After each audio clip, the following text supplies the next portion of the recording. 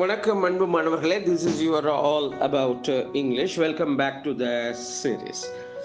Kaleidoscope அப்படின்னு ஒரு வார்த்தை, எல்லோரும் இதை பெரும்பாலும் அறிந்திருப்பார்கள்.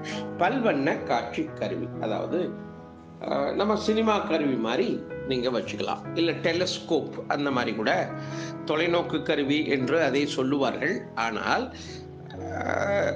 சின்ன பிள்ளைங்க பயன்படுத்துகிற ஒரு பயாஸ்கோப் அப்படின்னு சொல்லுவாங்கள்ல, அந்த மாதிரி ஒரு கருவி என்று வைத்துக் கொள்ளலாம். ஆனால் இன்றைய பதிவின் நோக்கம் கலைடோஸ்கோபிக் என்கின்ற அட்ஜெக்டிவ், அதை எப்படி பயன்படுத்தலாம் அப்படிங்கிறது தான். அதுக்கு என்ன அர்த்தம் அப்படின்னா, காம்ப்ளெக்ஸ் மிக்ஸ் ஆஃப் எலிமெண்ட்ஸ் சொல்லலாம், மல்டிஃபேசட்டட்னு சொல்லலாம், பலதரப்பட்ட.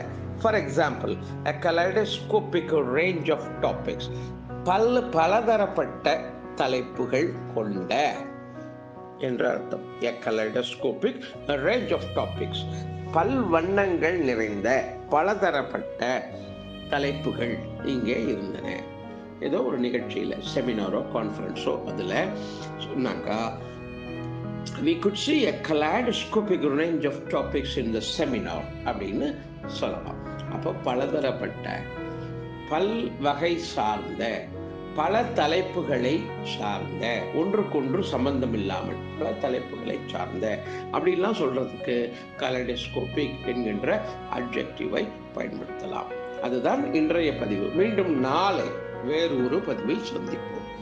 நன்றி, வணக்கம்.